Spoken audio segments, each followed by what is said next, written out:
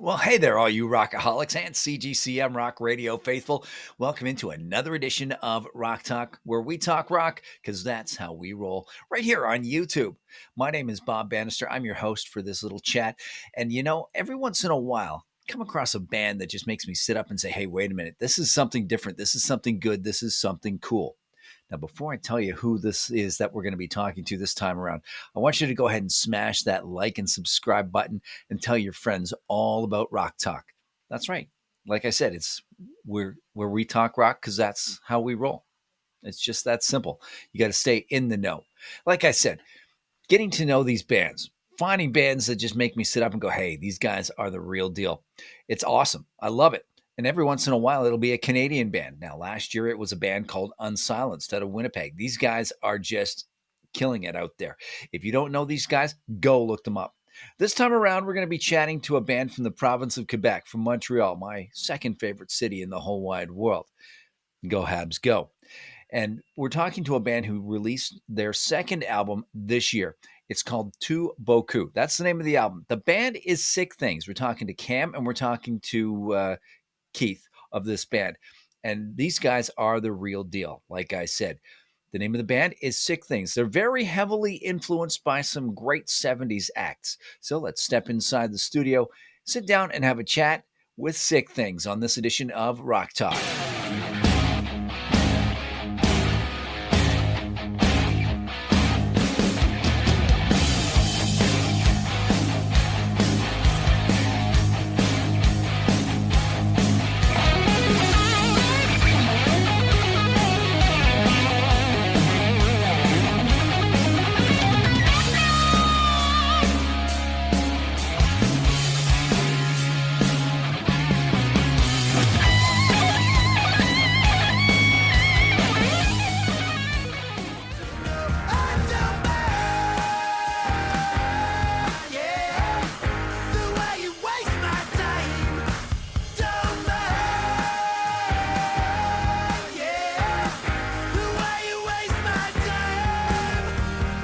All right, and let's welcome into Rock Talk from Montreal, the band Sick Things. We've got Keith and we've got Cam with us tonight. How you doing, guys? We're doing great, all right. How are you? Very good. Thank you very much. So, guys, very, very, very, very excited about your album, Too Beaucoup. We'll talk more about that in just a moment, but give us the Cole's Notes, the quick version of the story of Sick Things. Keith and I got together to do a Replacements cover band and then decided to keep playing music together. And then did kind of just went down a rabbit hole of like bands that we really liked and how we didn't hear a lot of bands that sounded like those bands. And that's kind of where we're at now. Keith, what do you think? That's basically it. The Replacements cover band at Alex's birthday. Mm-hmm. Super fun. Yeah, a friend of ours, like for his birthday every year, he'll do a themed cover set. So that's where we kicked it off. That was hella fun. And from there, we've known Cameron a long time. We both been playing bands together, kind of in the same scene since we were teenagers. And we liked all the same stuff. We're guitar nerds, and we wanted to make a band with guitar solos, basically. So we did that. Yeah. That seems to be the one thing that's been missing for a little while is the guitar solo, but I'm glad you guys brought it back. Now, would I be remiss in saying that I'm hearing a little bit of Thin Lizzy, a little bit of Bowie in your sound? Who? I think Thin Lizzy became like a full obsession for me as a music lover that like kind of it was like all consuming for the better part of 10 years. It's a band and like and a lyricist that I really admire, that I look up to. So that the influence is like very deliberate, I would say. It's like whenever we want to do like a Thin Lizzy part, it's because obviously we want to make another little like a little nod and a wink to Phil Lynott and those guys. Now, does that roll into Black Star Riders the way that Thin Lizzy rolled into? Not so much now. pretty much, I pretty much stopped around the Thunder and Lightning record. A little bit of Phil Lynott solo stuff afterwards, like Grand Slam. But then after that, we pretty much tapers off for me. So, like I said, Too Beaucoup, your recent album, how's the reception been of that album? It's been nice. We don't have it released on vinyl as of yet. And we're still working that out. The real bitch of it is not being able to get on the road as easily as we used to. When we started making the record, it was at this point about 7 years ago, and then we had a big old pandemic that shut everything down, and life gets in the way, and then you come out of something like that, and you're like, holy shit, I'm so much older than I was when I started this thing. And we'd been building up a lot of momentum before going into the pandemic. We had done South by Southwest, and we had done a tour on the West Coast of Canada. We were talking to all the right people, shaking lots of hands, and that kind of thing. And that momentum, like, it had to get sort of put on pause. So releasing an album 7 years later, there's a little bit of a curve of like, you guys are still a band? Oh, okay, cool. Which is fine. The internet makes things very very accessible these days. So everything that we have heard from people has been really positive. So there's not much to complain about there, So, Keith, musically speaking, how does this album compare to your previous album? Oh, geez. Well, I like to think we've improved as musicians and songwriters. We've, first time recording with this band was, I would say like the first real record I made. So, going into the studio, like your palms are sweaty and, you're not really sure of how the songs are. You're still kind of building them. This time around, though, we had 7 years to learn the songs as opposed to 1 year. We kind of banged out the first one pretty quickly. We did a demo, and then like a year later, we were in the studio. So yeah, we learned how to play our instruments correctly, and we did a lot of pre-prod as well. Our friend Ryan, did about like half the songs with us. He produced the record. Ryan Battistuzzi did an amazing job.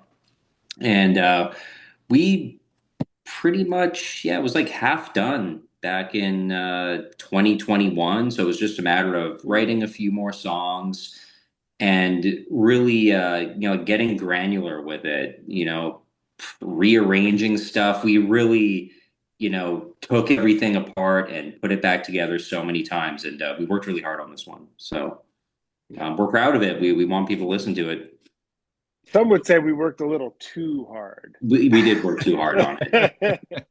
There's always room for a little more, like, don't bore us, get to the chorus. But I think we wanted to spend, for like a sophomore record, we really wanted to spend as much time to get it right. And I think, like, from a lyrical standpoint too, we wrote a bunch of songs and then I had no lyrics, and then I would rewrite them thematically over and over and over, and then it never felt like it had a triumphant moment to it. Until we just said, fuck it, let's just go and record the album as it is, and then if I have to go back and finish songs, I will. But I think it was worth the wait. I think everybody kind of looks back on it and goes like, yeah, that was a real slog, but at the end of it, we're really stoked on it. So what is your creative process like for this stuff? I think just using the album as like as a metric for that. At first I wrote a bunch of stuff on my own and would demo it like on my computer. We'd have lengthy Saturday rehearsal sessions where we'd all sit down together and go through all the parts of those songs. And then I found, like, especially during the pandemic, you couldn't really spend time with people. Excuse me. So I found I had a harder time bouncing ideas off of anyone, right? Like, I'm used to being able to go into a room and sit down with Keith and say, like, that's a really cool guitar part. Play that again. Like, I'm getting an idea, or with the other guys in the band, the same thing. Everybody in the band is a phenomenal guitar player. Me and Keith are actually the lesser guitar players in the band. So missing out on those types of moments kind of it made me really have a hard time putting a wrap on all of these things and getting stuff out or feeling confident in what we were writing. And so we sort of did a bunch of different iterations of writing this as a band, right? Like, we did it as a big group. We did parts completely isolated from each other.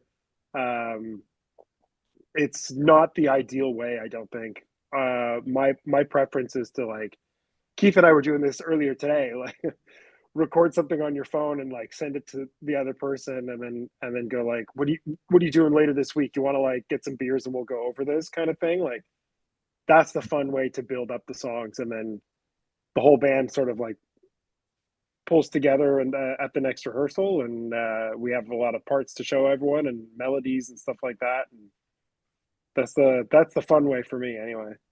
That's cool. Now, what would you say the state of the Montreal rock scene is these days? I think it's great. Keith, what do you think? Oh boy, I mean, I don't know if you're asking the right people. We're we're a little long in the tooth now, but there's places. I mean, Turbo House, we have to give them a shout out. Like, we're Big you time. know, we're always at home there, and they're doing really cool stuff. Let's Go Griff has always been awesome. Like, if you want to see a good rock show in Montreal, you could go there almost any night of the week. I saw Breastfeeders there not too long ago. Uh, K. Dave Lim is fantastic, and not getting out as much as I used to, sadly. But There's it's live. there's a lot of bands that are coming out of, like, more of a punk or a hardcore like milieu, we'll say, to sound fancy. But they're, like, really, like, meat and potatoes rock music at the end of the day, and they slay. Like bands like Beto Armé and Puffer, and then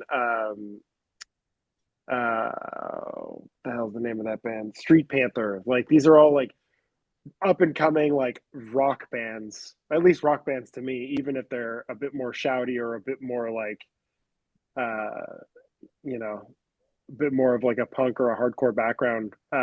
Phase, another great band.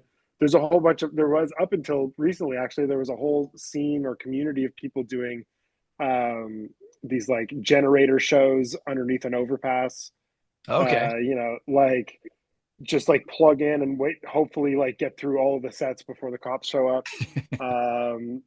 Like Keith mentioned, Turbo House, especially. Turbo House has been really really active in the music community, sort of making young musicians feel like they've got a home there, no matter what their style is. Sergio, the owner, is a good, very dear friend of ours, and is doing a great job making space for people to, like, be daring and try new things and have a stage. And it's cool. It's not, I wouldn't say it's necessarily like we're like a big, like, we're like a rock and roll city, but there's definitely still a spirit of people who want to try new things and be daring young artists and make a bunch of racket in the process. Like, we've always been a city for that, and it's nice to know that we still are. And it's interesting you mentioned that. I talked to a band out of Winnipeg earlier this year, and they're saying the same thing about the Peg. It's like this whole mentorship program kind of going on. The older bands are going to mentor all the up and coming bands. But do you have a piece of advice you'd like to pass on to one of these bands that you wish someone had given you guys in the past? Oh, geez. I would say have as much fun while you can, as corny as that is. I feel really old now because I think I got into my first band and went on my first tour. I might have been 21, and I just turned 37. So now I'm going like, oh fuck, I'm the old guy now. I'm the guy that tells stories of like, back when I went on tour, I didn't have a GPS on my phone or like shit like that, But I would say have as much fun as you can, and definitely wash your hands before you go on stage. Those are my two biggest pieces of advice. Keith, how about you? Have fun. Stay in school. Yeah. No, but just get out, do it. Don't wait around. Like if you have an idea, whether it's just by yourself, put it on your phone, get friends together, get out. Because ever since I started doing this, like as teenagers, like with Cameron and like all these people we've known for like 2 decades now. The memories don't go away. Like it's the best. Even people who don't do it anymore, like you're gonna look back and go like that was good times. We did some really cool stuff, and we're lucky to still be doing it.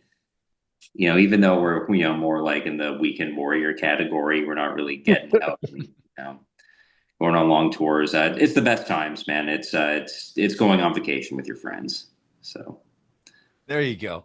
So everybody's got one of these songs. You hear it on the radio or it comes on your shuffle on your playlist, and you just sit back and you just go, "Damn, I wish I wrote that." What's that song for you guys? Oh man, I can tell you what it is recently, because I had to put it on my phone. Hold on, where the hell did I put it? Oh, We were around Wayne Kramer when someone asked him that, and he said "Happy Birthday." I don't know if you can call that. Yeah. I mean, no, but so actually, so what he said "Happy Birthday" when I asked him. I was like, "What's the song you wish that you had written?" He said "Happy Birthday," and then he pulled me aside later and he said, "I want to change my answer." Because he had been volunteering, or he had that program called Jail Guitar Doors, where they'd give guitars and musical instruments to inmates. And he said, I want to change my answer. It's whatever song you hear guys in prison singing. He's like, because you will never hear music like that. Oh, wow. And that was like, oh, damn, dude. Now that's like a real answer. Happy Birthday was much funnier. But to answer your question, I'm going to say it was UFO. I'm trying to find which album it was. I think it's No Heavy Petting, and the song is I'm a Loser. Not because I feel like a loser. It's just a fantastic song, and I've been listening to it a lot the last couple of weeks. It is a great song.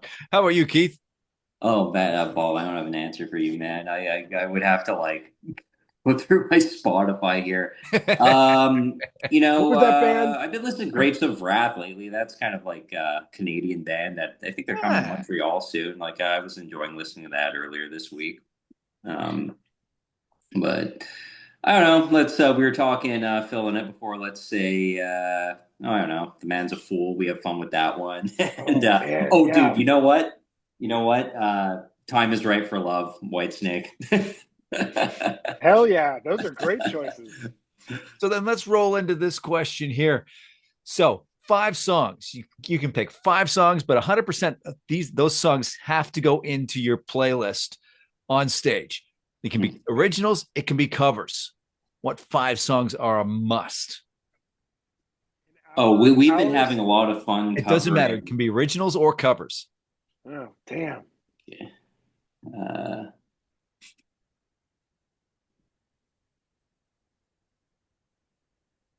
I'm going to put the you're on deck, Keith. Yeah. We had a lot of fun covering Don't Believe Me If I Tell You. Yeah, Lizzie song. What's it called again, Cam? Don't Believe a Word. Don't Believe a Word. So yeah, I love playing that live. Our songs. Leave It on the Line. I have fun playing that one. So that's a Keith original for this new album, actually. Yeah. I would throw in, if it was a cover, we've never done it, but it's a song that I think we would do really, really well. That I've had dreams since I was quite a young man that I would love to do this. It's to do the near Quebec anthem "Illégal" by a band called Corbeau, which featured a very young singer by the name of Marjo, who is a huge powerhouse singer in Quebec music. And it's a great, if nobody knows it, go out and find it. The song is Illégal. Just a fantastic rock song from the 80s that gets definitely stuck in your head. That would be on my list for sure. She still rips that one too. I saw her play at Fête Nationale a couple years ago, and yeah, she put that one out. It rocked. In my dreams, we're playing at the Quebec Festival d'été, and Marjo comes out and sings that with us. Like, that's in my mind. That's like a perfect cover. So that's your bucket list. Your yeah, bucket exactly. Exactly. Right on. So with that being said, before we wrap this thing up, I love to do this little thing called This or That. They're just a series of 5 or so rapid fire top of the head questions. Don't have anything to do with music. So if you're ready, we'll just slam into that. Peanut butter or chocolate? Ooh, peanut butter. Oh, they go together, but I would say chocolate. Dark chocolate or milk chocolate? Dark, baby. iPhone or Android? I mean, I have an iPhone. If I could have it my way, I would have a landline, and I would only give out my number to certain people, and you could leave me a message, and I'll get back to you whenever I damn well please. That's my dream world, but I'll go with iPhone. Scary movies or comedy? Comedy for me. Yeah.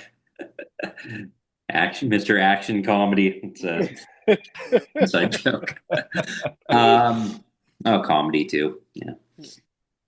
Pineapple on pizza, yes or no? Yes.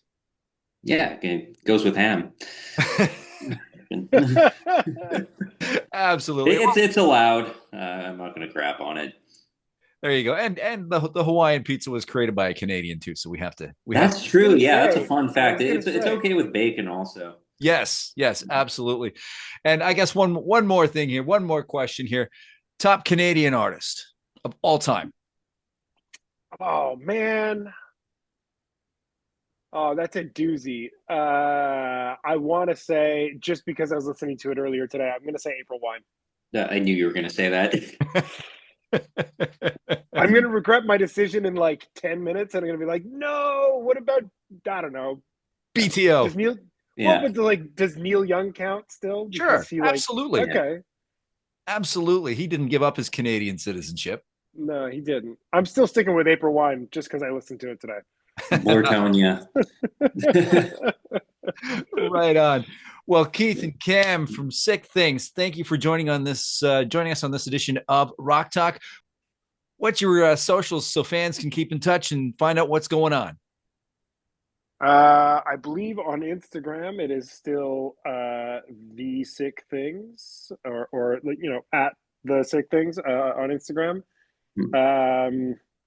And I think on all the streaming platforms, that's where you can find us, the Spotify's and the Apple Music and Bandcamp. We're going to see how Spotify goes, and if it means that we have to pull our catalog, we will. Listen on Bandcamp if you can. There you go. Yeah. Send the money directly to us. Would be great. And I think Facebook as well. But mostly, if we post anything online, it's probably going to just be on Instagram. We'll link you. Very cool. Hey, thanks for joining us again on this edition of Rock Talk, guys. Yeah, thanks so much. Man. Yeah. And I want to thank you for joining us, and we'll catch you again next time on another edition of Rock Talk right here on CGCM Rock Radio and YouTube.